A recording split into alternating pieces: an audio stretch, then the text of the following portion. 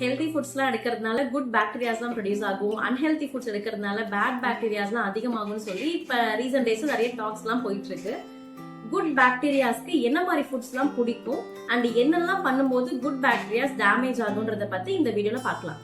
நம்ம வயிறுல இருக்க குட் பாக்டீரியாஸோட ரொம்ப ஃபேவரட்டான ஒரு ஃபுட்னு பார்த்தா ஃபைபர் ரிச் ஃபுட். ஃபைபர் எதுல அதிகமா இருக்கு? ஃப்ரூட்ஸ், வெஜிடபிள்ஸ், மில்லட்ஸ், நட்ஸ் எல்லாம் அதிகமா இருக்கு. சோ இதை டெய்லி எடுத்துக்கிட்டே வந்தோம்னா குட் பாக்டீரியாஸ் வந்து மல்டிப்ளை ஆக ஆரம்பிச்சு நம்ம கட்டோட அந்த வாலை வந்து ஸ்ட்ரென்த் பண்ண ஆரம்பிக்கும். அது மட்டும் இல்ல, டைஜஷனை இம்ப்ரூவ் பண்ணி கொடுக்கும், அல்சர் வராம பாத்துக்கும், அண்ட் பாடியில இருக்க இன்ஃபிளமேஷனையும் குறைக்குது. என்னென்ன விஷயம்லாம் குட் பாக்டீரியாஸை டேமேஜ் பண்ணுதுன்னு பார்க்கும்போது stress, late night sleep, alcohol and processed ஃபுட்ஸ்லாம் அதிகமா எடுத்தா குட் பாக்டீரியாஸ்ல டேமேஜ் ஆயிடும். ஸோ டெய்லி தண்ணி நிறைய எடுத்துக்கோங்க, ஸ்லோவா டேஸ்ட் பண்ணி சாப்பிடுங்க, அண்ட் கர்டு, பட்டர் மில்க்கும் கூட நீங்க எடுத்துக்கிட்டே வந்தீங்கன்னா குட் பாக்டீரியாவோட ப்ரொடக்ஷனை இன்க்ரீஸ் பண்ணும்.